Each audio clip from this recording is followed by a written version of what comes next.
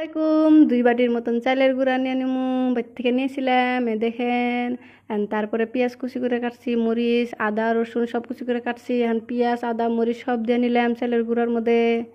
তারপরে দেখেন, অল্প লবণ দিয়ে নিলাম, অল্প হলদি দিয়ে নেবো, অল্প মরিচ দিয়ে নেবো, অল্প মশলা দিয়ে নেবো। এখন এটা মিক্স করে নেবো, মিক্স করে নিয়ে 10 মিনিটের মতো রেখে দেবো। এই 10 মিনিট পাশে দেখেন আমার এটা রেডি হয়ে গেছে গা।